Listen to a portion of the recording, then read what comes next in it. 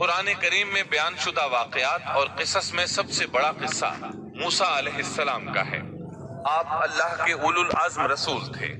آپ کا قصہ قرآن کریم کی 73 سورتوں میں جا بجا پھیلا ہوا ہے۔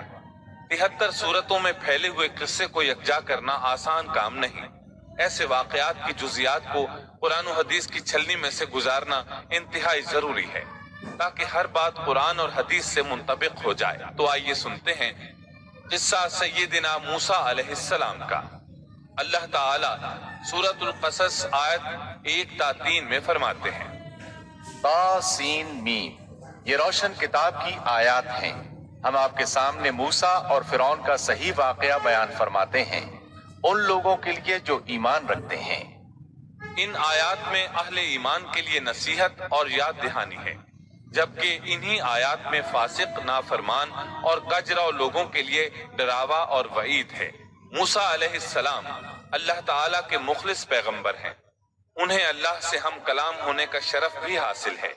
اللہ تعالیٰ نے آپ کا ذکر خیر سورہ مریم آیت 51 میں ان الفاظ میں فرمایا ہے، اس قرآن میں موسیٰ کا ذکر بھی کیجئے جو چنا ہوا اور رسول اور نبی تھا۔ آپ کا نسب نامہ اس طرح ہے، موسیٰ بن عمران بن قاہس بن لاوا بن یعقوب بن اسحاق بن ابراہیم علیہ السلام۔ آپ کے اور یعقوب علیہ السلام کے درمیان زیادہ فاصلہ نہیں۔ موسیٰ علیہ السلام سانولے رنگ کے تھے، کافی تنومند اور لہیم شہیم تھے، قوت اور ہمت والے تھے، حتیٰ کہ بعض نے لکھا ہے کہ ان میں 10 آدمیوں کی طاقت موجود تھی۔ آپ کی زبان میں لکنت تھی۔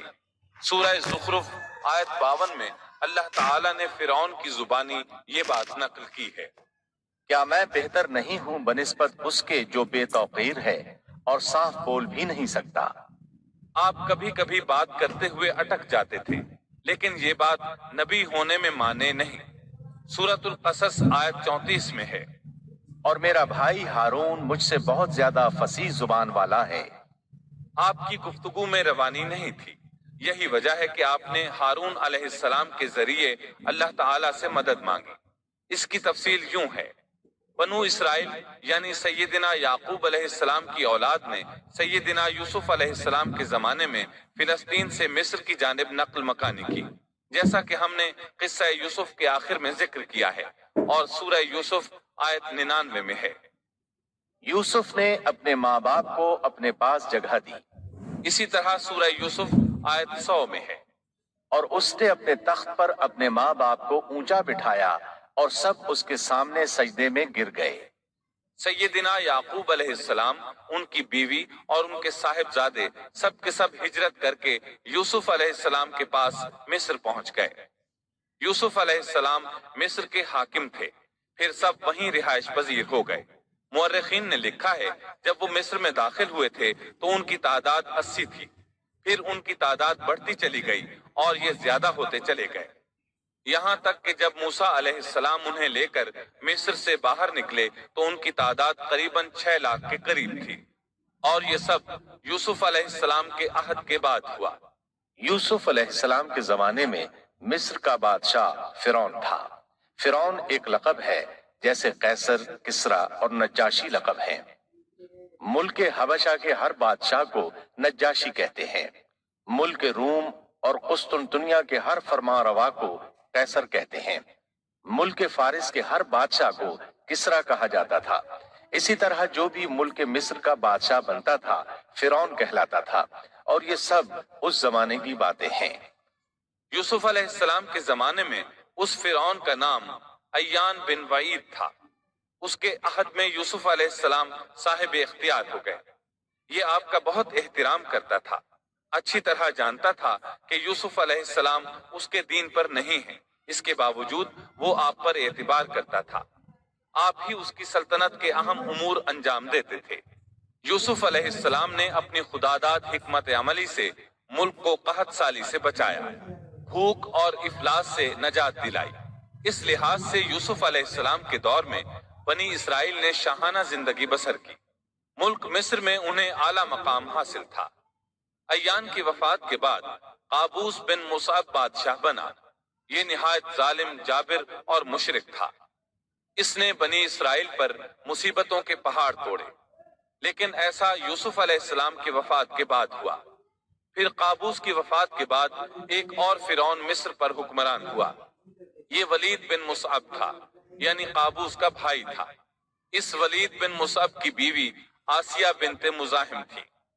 ان کے متعلق نبی کریم صلی اللہ علیہ وسلم کا ارشاد گرامی ہے، مردوں میں تو بہت سے کامل ہوئے، لیکن عورتوں میں مریم بنت عمران اور فرعون کی بیوی آسیہ کے سوا اور کوئی کامل نہیں ہوا، اور بلا شبہ عائشہ رضی اللہ عنہا کی فضیلت تمام عورتوں پر ایسی ہے جیسے تمام کھانوں پر سرید کی فضیلت ہے۔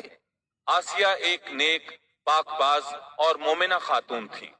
فرعون نے انہیں زبردستی غصب کر کے لانے کا ارادہ کیا، یعنی ان کے باپ سے چھین کر زبردستی اپنے پاس رکھنے کا ارادہ کیا۔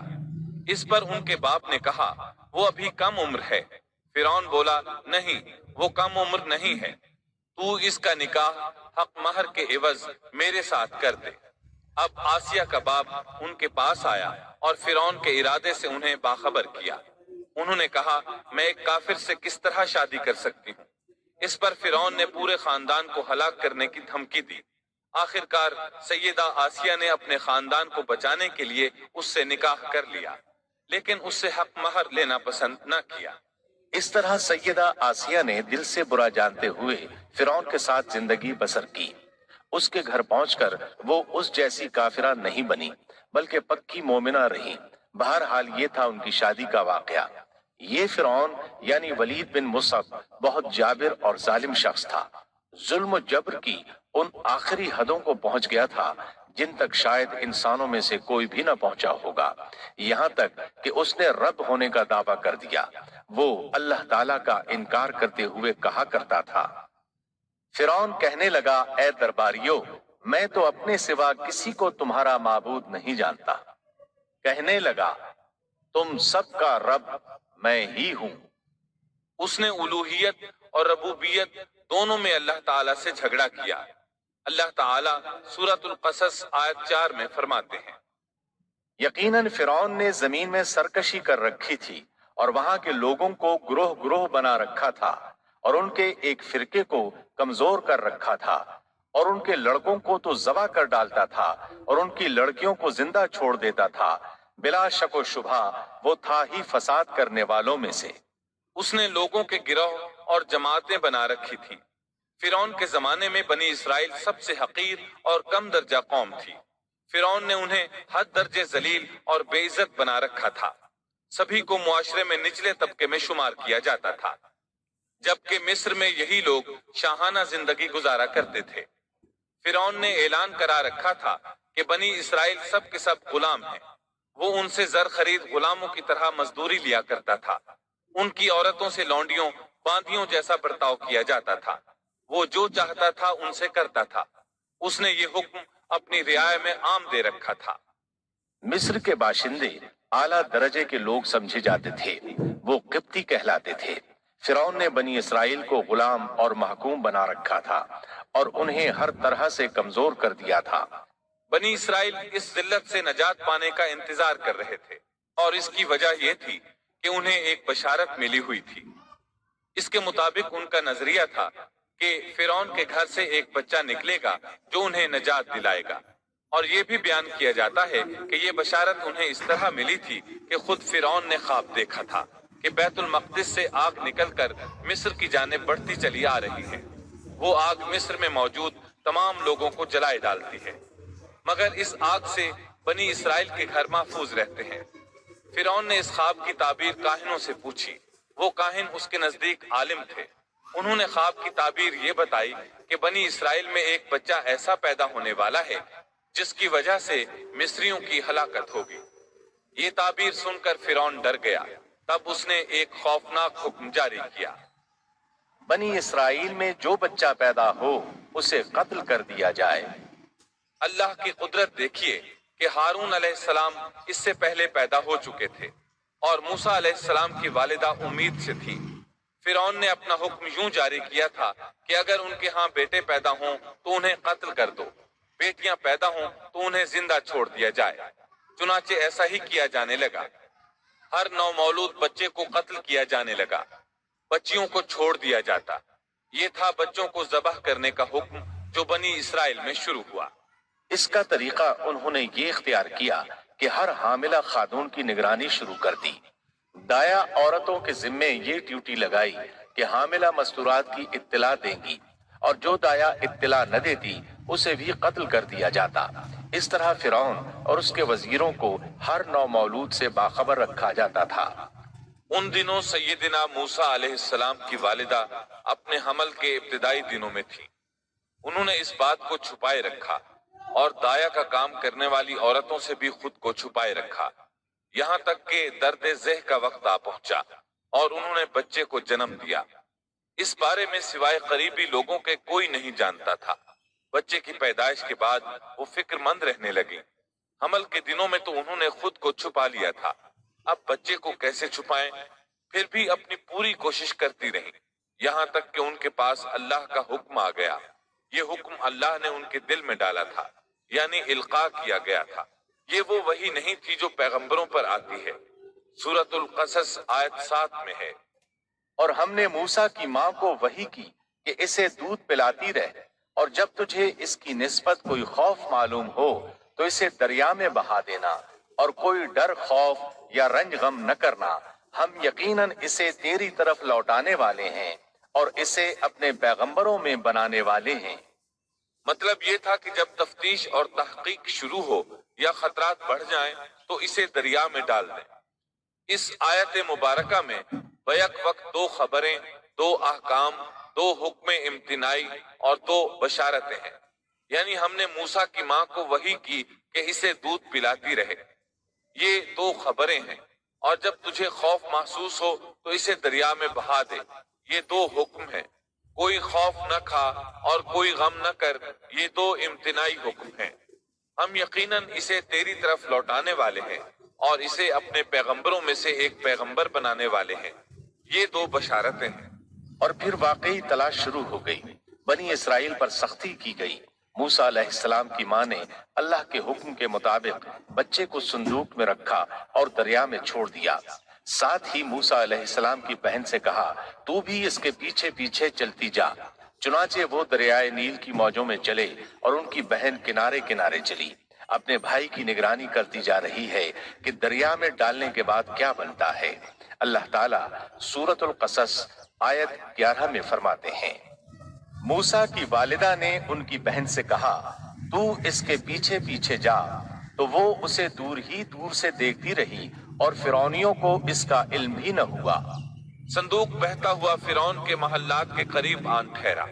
महल्लात दरियाए नील के किनारे थे। अल्लाह ताला सूरतुल क़सस में फरमाते हैं, आखिर फिरौन के आदमियों ने संदूक उठा लिया। आखिरकार यही बच्चा उनका दुश्मन हुआ और उनके रंज का बायस बना। अब वो इसकी भलाई चाह रहे हैं, लेकिन वही फिरौनियों के लिए वबाल जान बनने वाला था। अल्लाह सूरतुल क़सस आयत 8 में फरमाते हैं, कुछ शक नहीं कि फिरौन और हामान और उनके लश्कर थे ही खताकार। फिरौन की बीवी ने फौरन पहचान लिया कि ये बच्चा बनी इसराइल में से है। चुनाचे उसने कहा, और फिरौन की बीवी ने कहा, ये तो मेरी और तेरी आंखों की ठंडक है, इसे कत्ल न करो। बहुत मुमकिन है ये हमें कोई फायदा पहुंचाए या हम इसे अपना बेटा ही बना लें। और ये लोग शऊर ही नहीं रखते थे। मतलब ये कि इस पूरे मामले में अल्लाह ताला की तदबीर से उन्हें आगाही नहीं थी। इस पर फिरौन ने कहा, ये सिर्फ तेरी आंखों की ठंडक है, मेरी नहीं।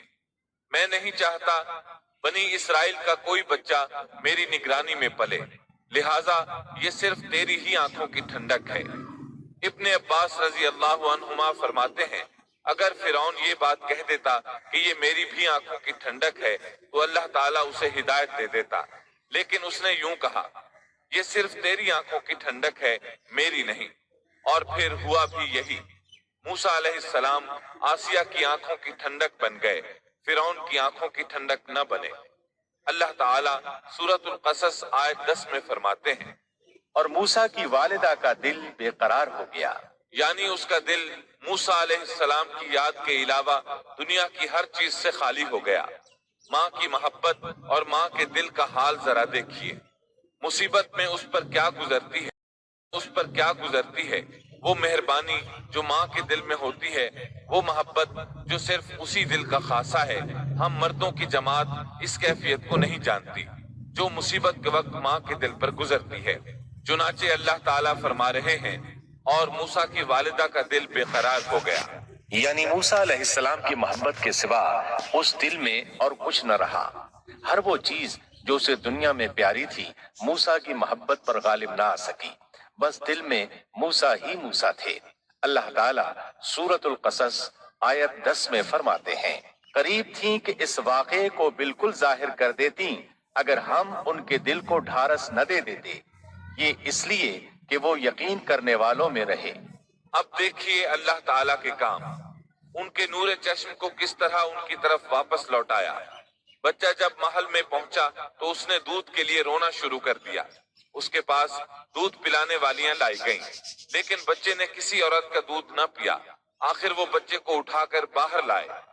अल्लाह आयत 12 में फरमाते हैं, और उनके पहुंचने से पहले हमने मूसा पर दाइयों का दूध हराम कर दिया था। जो औरत भी आपको दूध पिलाने की कोशिश करती नाकाम हो जाती। अब जाहिर है ये रुकावट तो अल्लाह ताला की तरफ से थी, कोई दूध पिलाने में कामयाब हो भी कैसे सकती थी। उधर मूसा अलैहिस्सलाम की बहन दूर खड़ी ये सब देख रही थी। सूरतुल कसस आयत 12 में है, ये कहने लगी, क्या मैं तुम्हें ऐसा घराना न बताऊं जो इस बच्चे की तुम्हारे लिए परवरिश करे और हों भी वो इस बच्चे के खैर खा। उन्होंने पूछा, ए बच्ची, तू कैसे जानती है कि वो इस बच्चे की खैर खाही करेंगी। बच्ची ने जवाब दिया, इसलिए कि वो एक गरीब घराना है। जब उन्हें मालूम होगा कि ये बच्चा फिरौन के घर से आया है तो उन्हें इनाम व इकराम मिलने की उम्मीद रहेगी। उस घर में एक नेक सीरत खातून है, वो इस बच्चे को बखुशी दूध पिलाना कबूल करेगी। उन्होंने कहा, चलो ठीक है। चुनाचे आपकी बहन उन्हें घर ले आई। वालिदा मोहतरमा ने बच्चे को दूध पिलाया तो आपने फौरन दूध पीना शुरू कर दिया। सैयदा आसिया ने उनकी तरफ पैगाम भेजा कि वो महल में आ जाए और जब तक बच्चा दूध पीता रहे वो उसके पास महल ही में रहे। लेकिन मूसा अलैहिस्सलाम की माँ ने इनकार कर दिया। उन्होंने कहा, मेरे अहलो इयाल हैं, मेरे खावंद भी हैं, लिहाजा उनके होते हुए मैं घर नहीं छोड़ सकती। अब चूंकि बच्चे ने किसी और का दूध पीना कबूल नहीं किया था, इसलिए वो खुद बच्चे को लेकर आते थे। इस तरह मूसा अलैहिस्सलाम की वालिदा का बेहद एहतराम होने लगा। फिरौन के हर कारे तोहफे तहाइफ उनके घर लाने लगे। अल्लाह ताला आयत 13 में फरमाते हैं, बस हमने उसे उसकी माँ की तरफ वापस पहुंचाया ताकि उसकी आंखें ठंडी रहें और आजुर्दा खातिर न हो और जान ले कि अल्लाह का वादा सच्चा है, लेकिन अक्सर लोग नहीं जानते। इस तरह मूसा अलैहिस्सलाम शाही महल में पलने बढ़ने लगे, यहाँ तक कि 18 साल के खूबरू नौजवान हो गए। अल्लाह ताला आयत 14 में फरमाते हैं, और जब मूसा अपनी जवानी को पहुंच गए और पूरे तवाना हो गए तो हमने उन्हें इल्म व हिकमत अता फरमाया। नेकी करने वालों को हम इसी तरह बदला दिया करते हैं। वक्त गुजरता रहा। एक रोज आप ऐसे वक्त में रास्ते से गुजर रहे थे जिस वक्त उमूमन लोग घरों से नहीं निकला करते थे। कहा जाता है वो दोपहर का वक्त था। आप शहर में दाखिल हुए, लोग गफलत में थे, बस इक्का दुक्का लोग बाहर थे। आपने दो आदमियों को लड़ते झगड़ते देखा। उनमें से एक बनी इसराइल का था, दूसरा फिरौन की कौम से था, यानी मिस्री था। आपकी कौम वाले ने अपने दुश्मन के खिलाफ आपसे मदद मांगी। आपकी हमीयत ने जोश मारा। आपने देखा मिस्री उस कमजोर इसराइली को पकड़े हुए था। बस मूसा अलैहिस्सलाम ने आगे बढ़कर मिस्री की ठोड़ी पर मुक्का दे मारा। आपका मकसद तो बस इसराइली की मदद करने का था, लेकिन मूसा अलैहिस्सलाम में बहुत कुव्वत थी, इसलिए एक ही मुक्का लगने से मिस्री का काम तमाम हो गया। सूरतुल कसस आयत 15 में है, बस मूसा ने उसके मुक्का मारा जिससे वो मर गया। मूसा अलैहिस्सलाम को बहुत ताज्जुब हुआ कि ये क्या हो गया। उनका कत्ल करने का तो कोई इरादा नहीं था। मूसा अलैहिस्सलाम ने फौरन कहा, ये तो शैतानी काम है। आप ये कहना चाहते थे, मेरा इरादा तो इसे कत्ल करने का नहीं था, ये फेल तो शैतान ने किया है। शैतान ही ने मुझे बेकाबू कर दिया था। मुझे अपनी ताकत पर इख्तियार न रहा। मुझसे इस इंसान के कत्ल वाला बुरा काम सरजद करा दिया। आयत 15 में अल्लाह ताला फरमाते हैं, यकीनन शैतान दुश्मन और खुले तौर पर बहकाने वाला है। इससे मालूम हुआ कि मूसा अलैहिस्सलाम जानते थे शैतान दुश्मन है, वो गुमराह करता है, और ये भी मालूम हुआ कि आप मुवाहिद थे, तौहीद परस्त थे और मुशरिकीन में से न थे। यही तो बातें हैं जो अल्लाह ताला ने बयान फरमाई हैं। मसलन आयत 14 में है, और नेकी करने वालों को हम इसी तरह बदला दिया करते हैं। आप ईमान पर थे, कुफ्र पर नहीं थे। आपने अल्लाह ताला से इस बिला इरादा हो जाने वाले गुनाह की मुआफी मांगी, अल्लाह ताला के हुजूर तौबा की, जैसा कि आयत 16 में आता है। फिर कहने लगा कि ऐ परवरदिगार, मैंने खुद अपने ऊपर जुल्म किया, तू मुझे मुआफ फरमा दे। अल्लाह ने उसे बख्श दिया, वो बख्शने वाला और बहुत मेहरबानी करने वाला है। ये गुनाह बिला इरादा हुआ था, खता थी। फिर आपने इन अल्फाज में अल्लाह से वादा किया, कहने लगा, ऐ मेरे रब, जैसे तूने मुझ पर ये करम किया, मैं भी अब हरगिज किसी गुनाहगार का मददगार नहीं बनूंगा। आपका मतलब ये था कि बारी ताला आपने मुझे मुआफी देकर मुझ पर करम किया। गोया आपको समझ आ गई थी कि अल्लाह ताला ने उनकी तौबा कबूल कर ली है, उन पर रहम फरमा दिया है। चुनाचे अब वादा कर रहे हैं कि किसी गुनाहगार की कभी मदद नहीं करेंगे, बल्कि उनके खिलाफ रहेंगे। ताहम उन्हें इस बात का खदशा लाहिक हो गया था कि कहीं उन्हें इस मिस्री के कत्ल के बदले में कत्ल न कर दिया जाए, जैसा कि आयत 18 में आता है।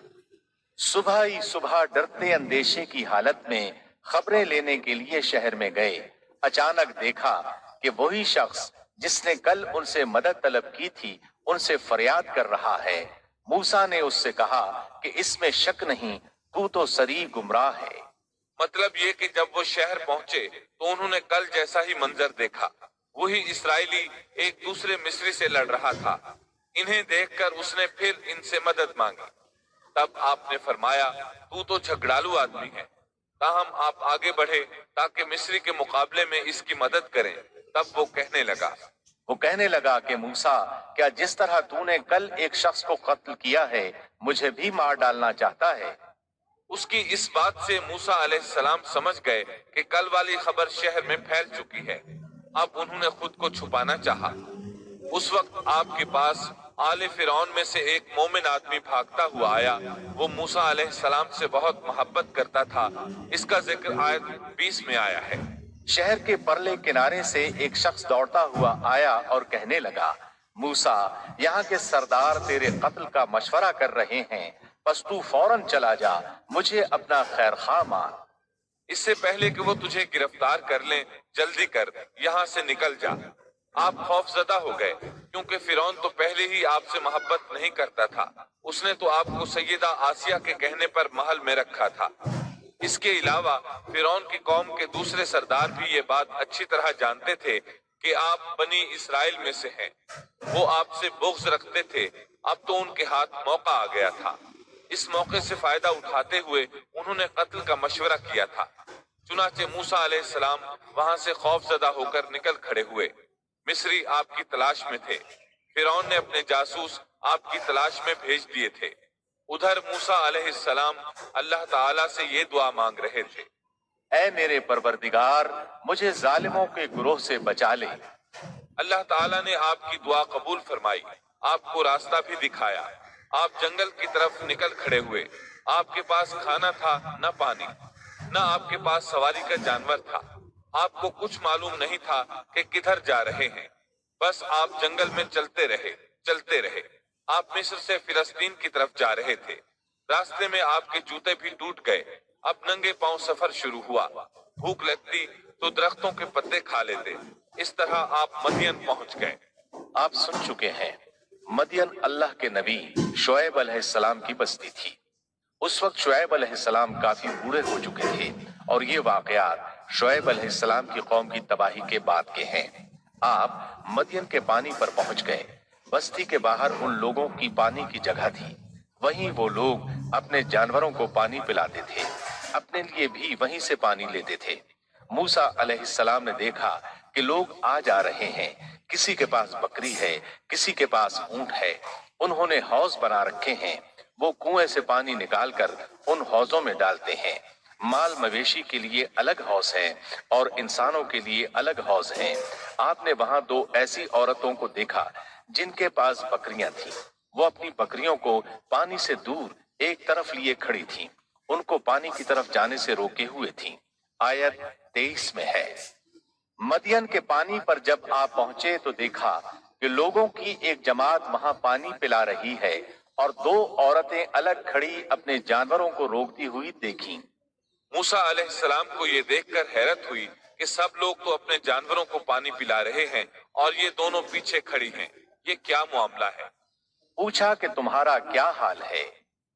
यानी तुम अपनी बकरियों को पानी क्यों नहीं पिला रही? आयत 23 में आता है, वो बोली कि जब तक ये चरवाहे वापस न लौट जाएं, हम पानी नहीं पिलाती और हमारे वालिद बहुत बड़ी उम्र के बूढ़े हैं। मतलब ये कि इतनी भीड़ में हम कैसे दाखिल हों? ये सुनकर मूसा अलैहिस्सलाम आगे बढ़े, ताकत से उन लोगों को पीछे हटाया और पानी निकालकर उनकी बकरियों को पिलाया। फिर एक दरख्त के साए तले जा बैठे और यूं दुआ करने लगे, ऐ परवरदिगार, तू जो कुछ भलाई मेरी तरफ उतारे मैं उसका मोहताज हूँ। सैयदिना अब्दुल्लाह बिन अब्बास रजी अल्लाह अन्हुमा बयान करते हैं कि सैयदिना मूसा अलैहिस्सलाम नंगे पांव मदियन पहुंचे थे। उनके पैरों की जिल्द उतर गई थी। पेट भूख की शिद्दत की वजह से कमर से लग रहा था। दरख्तों के पत्ते खाते रहे थे, इसलिए उनके मुंह से पत्तों की बू आती थी। लिहाजा उस वक्त वो सख्त हाजतमंद थे। भूख शदीद थी, अजियत भी बहुत पहुंची थी, लेकिन वो किसी से भी सवाल करने के लिए तैयार नहीं थे। उन दोनों औरतों में से एक ने उनकी दुआ के अल्फाज सुन लिए। दोनों अपने वालिद शुएब अलैहिस्सलाम के पास आईं। उन्हें मूसा अलैहिस्सलाम के बारे में बताया। ये भी बताया कि वो शख्स मुहताज है, लेकिन बहुत खुददार है, जैसा कि आयत 25 में है। इतने में उन दोनों औरतों में से एक उनकी तरफ शर्मो हया से चलती हुई आई और कहने लगी, मेरे बाप आपको बुला रहे हैं। आपने हमारे जानवरों को जो पानी पिलाया है उसकी उजरत देना चाहते हैं। मूसा अलैहिस्सलाम खुददार होने के बावजूद उस वक्त शदीद हाजतमंद थे। चुनाचे मौके की मुनासिबत से साथ चल पड़े। वो औरत मारे हया के छुप रही थी। ये बात महसूस करके मूसा अलैहिस्सलाम उससे आगे चलने लगे। कोई मोड़ ना होता तो लड़की उस सम्त में कंकर फेंक देती। मूसा अलैहिस्सलाम उस सम्त में मुड़ जाते। इस तरह वो घर तक पहुंचे। मूसा अलैहिस्सलाम की मुलाकात शुएब अलैहिस्सलाम से हुई। उन्होंने अपने बारे में बताया। जो वाकयात उनके साथ पेश आए थे वो बताए। शुएब अलैहिस्सलाम ने उनसे फरमाया, कहने लगे, अब न डर, तूने जालिम कौम से नजात पाली। उन दोनों में से एक ने कहा कि अब्बा जान, आप इन्हें मजदूरी पर रख लीजिए, क्योंकि जिन्हें आप उजरत पर रखें उनमें से सबसे बेहतर वो है जो मजबूत और ईमानदार हो। फिर शुएब अलैहिस्सलाम ने उनसे अपनी एक बेटी का निकाह करना चाहा, जबकि मूसा अलैहिस्सलाम के पास तो कोई चीज नहीं थी। लिहाजा सवाल ये पैदा हुआ कि हक महर क्या तय किया जाए। उसने कहा, मैं अपनी इन दोनों लड़कियों में से एक को आपके निकाह में देना चाहता हूँ, इस पर कि आप 8 साल तक मेरा काम काज करें। हाँ, अगर आप 10 साल पूरे करें तो ये आपकी तरफ से बतौर एहसान के है। यानी 8 साल तक आप जरूर बकरियां चराएंगे। इसके बाद के 2 साल का आपको इख्तियार है। अगर आप खुशी से 2 साल तक और भी मेरा काम करें तो अच्छा है, वरना आप पर लाजिम नहीं है, जैसा कि आयत 27 में है। मैं हरगिज ये नहीं चाहता कि आपको किसी मशक्कत में डालूं। अल्लाह को मंजूर है तो आगे चलकर आप मुझे भला आदमी पाएंगे। शुएब अलैहिस्सलाम की बात का मूसा अलैहिस्सलाम ने जो जवाब दिया वो आयत 28 में है। मूसा ने कहा, खैर तो ये बात मेरे और आपके दरमियान पुख्ता हो गई। मैं इन दोनों मुद्दतों में से जिसे पूरा करूं, मुझ पर कोई ज्यादती न हो। हम ये जो कुछ कह रहे हैं इस पर अल्लाह कारसाज है। मतलब ये कि सैयदिना मूसा अलैहिस्सलाम कह रहे हैं कि अब ये इख्तियार मेरा है कि मैं 8 साल पूरे करूं या 10 साल, मुझ पर कोई ज्यादती नहीं होगी। इब्ने अब्बास रजी अल्लाह अन्हुमा से पूछा गया, मूसा अलैहिस्सलाम ने कौन सी मुद्दत पूरी की थी? आपने फरमाया, उन्होंने 10 साल पूरे किए थे। मूसा अलैहिस्सलाम ने उधर 10 साल पूरे किए, यानी अपना अहद पूरा किया। अब उन्हें ख्याल आया कि काफी वक्त गुजर चुका है और हालात भी बदल चुके हैं, लिहाजा अब मैं वापस मिस्र जा सकता हूँ। अपनी वालिदा, अपने भाई और बहन से मिलना चाहिए।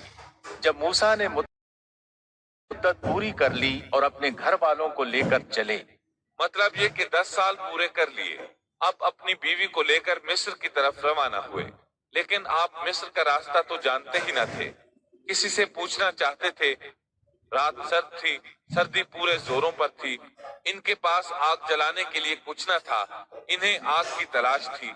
अल्लाह ताला सूरह ताहा आयत 9 ता 10 में फरमाते हैं, तुझे मूसा का किस्सा भी मालूम है जबकि उसने आग देखी। मूसा अलैहिस्सलाम को दूर, बहुत दूर पहाड़ की चोटी पर आग नजर आई और इन्हें आग की शदीद जरूरत थी ताकि आग ताप सकें और उसके जरिए रास्ता देख सकें। और रात इंतहाई सर्द और तारीक थी और ये सब तकदीर इलाही है। वही जात है जिसने रात को तारीक और सर्द बनाया था। उसी ने आग की शदीद हाजत पैदा की थी ताकि आपको नबूवत से सरफराज किया जा सके। इन्होंने आग देखी तो अपने घर वालों से कहा, मुझे आग दिखाई दी है, बहुत मुमकिन है कि मैं इसका कोई अंगारा तुम्हारे पास लाऊं या आग के पास से रास्ते की इत्तला पाऊं। जब मूसा अलैहिस्सलाम आग के करीब पहुंच गए तो वहां एक अजीब ही नजारा था। कुरान करीम ने और भी कई मंजर बयान फरमाए हैं, लेकिन ये मंजर उन सब से अनोखा मंजर था। ये आग नहीं थी, बल्कि एक बहुत बड़े कांटेदार दरख्त के अंदर से नूर निकल रहा था, या यूं कह लें कि दरख्त से आग के शोले निकल रहे थे। मूसा अलैहिस्सलाम बहुत हैरान हुए। जरा और करीब हुए तो दरख्त और ज्यादा मुनव्वर नजर आया। फिर इंतहाई करीब चले आए, तब उस दरख्त में से आवाज सुनाई दी। ये आवाज अल्लाह सुब्हानहू व तआला और एक इंसान के दरमियान बराह रास्त खिताब था। इस जैसे खिताब की मिसाल और कहीं नहीं मिलती। सूरह ताहा आयत 11 और 12 में है। जब वो वहां पहुंचे तो आवाज दी गई, ए मूसा, यकीनन मैं ही तेरा परवरदिगार हूँ। तू अपने जूते उतार दे, इसलिए कि तू पाक मैदान तुआ में है। सूरह ताहा आयत 13 ता 16 में अल्लाह ताला फरमाते हैं, और मैंने तुझे मुंतखब कर लिया है, अब जो वही की जाए उसे कान लगाकर सुन। बेशक मैं ही अल्लाह हूँ, मेरे सिवा कोई इबादत के लायक नहीं। बस तू मेरी ही इबादत कर और मेरी याद के लिए नमाज कायम रख। क़यामत यकीनन आने वाली है जिसको मैं पोशीदा रखना चाहता हूँ, ताकि हर शख्स को वो बदला दिया जाए जो उसने कोशिश की हो। बस अब उसके यकीन से तुझे कोई ऐसा शख्स रोक न दे जो उस पर ईमान न रखता हो और अपनी ख्वाहिश के पीछे पड़ा हो, वरना तू हलाक हो जाएगा। कुरान करीम में ये मजमून दीगर मकामात पर भी बयान हुआ है। सूरतुल कसस आयत 30 में है। बस जब वहां पहुंचे तो उस बाबरकत जमीन के मैदान के दाएं किनारे के दरख्त में से आवाज दिए गए कि ए मूसा, यकीनन मैं ही अल्लाह हूँ, सारे जहानों का परवरदिगार। अल्लाह ताला ने बराह रास्त उनसे कलाम फरमाया, उनसे खिताब किया और अपनी अजमत को उनके सामने जाहिर किया। फिर पूछा, ए मूसा, तेरे इस दाएं हाथ में क्या है? अल्लाह ताला तो जानते थे, लेकिन अपनी कुदरत दिखाने के लिए पूछा। मूसा अलैहिस्सलाम ने जवाब दिया कि ये मेरी लाठी है, इस पर मैं टेक लगाता हूँ और इससे मैं अपनी बकरियों के लिए पत्ते झाड़ लिया करता हूँ, और भी इसमें मुझे बहुत से फायदे हैं। अल्लाह ताला ने फरमाया, इसे हाथ से नीचे डाल दे। जो ही मूसा अलैहिस्सलाम ने लाठी नीचे गिराई, वो सांप बनकर दौड़ने लगा। सूरतुल कसस आयत 31 में ये जिक्र यूं आया है, और ये आवाज भी आई कि अपनी लाठी डाल दो। फिर जब उसको देखा कि वो सांप की तरह फनफना रही है तो पीठ फेर कर वापस हो गए। यानी इस तरह भागे कि पीठ फेर कर न देखा। ऐसे में अल्लाह ताला ने आवाज दी, ए मूसा, आगे आ, डर मत, यकीनन तू हर तरह अमन वाला है। इसी तरह सूरह ताहा आयत 21 में फरमाया, बेखौफ होकर इसे पकड़ ले, हम इसे उसी पहली सी सूरत में दोबारा ला देंगे। यानी इसे दोबारा लाठी बना देंगे। मूसा अलैहिस्सलाम वापस पलटे, उसको दुम से पकड़ा तो वो फिर लाठी बन गई। अब अल्लाह ताला ने फरमाया, اور اپنا ہاتھ اپنی بغل میں ڈال لے۔ सूरत अल-क़सस आयत 32 में अल्फाज यूं हैं, اپنے ہاتھ کو اپنے گریبان میں ڈال۔ दोनों जुमलों का एक ही मतलब है कि अपने हाथ को कपड़े के नीचे से दाखिल करके अपनी बगल तक ले जा। मूसा अलैहिस्सलाम ने ऐसे ही किया। जब हाथ बाहर निकाला तो वो इस तरह चमक रहा था जैसे सूरज। उनके हाथ से नूर अजीम निकल रहा था। अल्लाह ताला सूरह तौहा आयत 22 में फरमाते हैं, اور اپنا ہاتھ اپنی بغل میں ڈال لے تو وہ سفید چمکتا ہوا ہو کر نکلے گا، لیکن بغیر کسی عیب اور روگ کے۔ یہ دوسرا معجزہ ہے۔ दूसरे मकाम यानी सूरत अल-क़सस आयत 32 में है, اپنے ہاتھ کو اپنے گریبان میں ڈال، وہ بغیر کسی قسم کے روگ کے چمکتا ہوا بالکل سفید نکلے گا۔ اور جب ہاتھ کو دوبارہ بغل میں لے جاؤ گے تو روشنی ختم ہو جائے گی، یعنی ایک بار ہاتھ بغل میں دو گے تو روشن ہو کر باہر نکلے گا، اور جب دوسری بار ہاتھ بغل میں لے جاؤ گے تو روشنی چلی جائے گی، اور یہ اللہ تعالیٰ کی طرف سے معجزہ ہوگا۔ سورۃ القصص آیت 32 میں ہے، اور خوف سے بچنے کے لیے اپنے بازو اپنی طرف ملا لے۔ یعنی جب تو خوف و خطرہ محسوس کرے، تجھے کوئی دھمکی دے اور تجھے کوئی خوف محسوس ہو تو اپنا ہاتھ اپنی طرف ملا لینا، خوف جاتا رہے گا۔ حافظ ابن کثیر رحمت اللہ علیہ فرماتے ہیں کہ موسیٰ علیہ السلام کی ابتدا میں جو شخص بھی گھبراہٹ کے موقع پر اپنے دل پر ہاتھ رکھے گا تو اس کے دل سے خوف جاتا رہے گا یا کم از کم ہلکا ہو جائے گا انشاءاللہ۔ اللہ تعالیٰ سورۃ القصص آیت 32 میں فرماتے ہیں، بس یہ دونوں معجزے تیرے لیے تیرے رب کی طرف سے ہیں، فرعون اور اس کی قوم کی طرف۔ یقیناً وہ سب کے سب بے حکم اور نافرمان لوگ ہیں۔ یہ اس لیے کہ ہم تجھے اپنی بڑی بڑی نشانیاں دکھانا چاہتے ہیں۔ اس کے بعد سورہ طٰہٰ آیت 24 میں یہ حکم ملتا ہے، اب تو فرعون کی طرف جا، اس نے بڑی سرکشی مچا رکھی ہے۔ موسیٰ علیہ السلام نے اللہ تعالیٰ سے ان الفاظ میں عرض کی، موسیٰ نے کہا، اے میرے پروردگار، میرا سینہ میرے لیے کھول دے اور میرے کام کو مجھ پر آسان کر دے اور میری زبان کی گرہ بھی کھول دے۔ یعنی میری زبان میں لکنت ہے، جب تک میری زبان کی یہ حالت ہے میں انہیں کس طرح دعوت دوں گا، جیسا کہ سورہ طٰہٰ آیت 27 اور 28 میں ہے۔ اور میری زبان کی گرہ بھی کھول دے تاکہ لوگ اچھی طرح میری بات کو سمجھ سکیں۔ حافظ ابن کثیر رحمت اللہ علیہ فرماتے ہیں کہ آپ کے بچپن کے زمانے میں آپ کے سامنے کھجور اور انگارے رکھے گئے تھے۔ آپ نے انگارہ لے کر منہ میں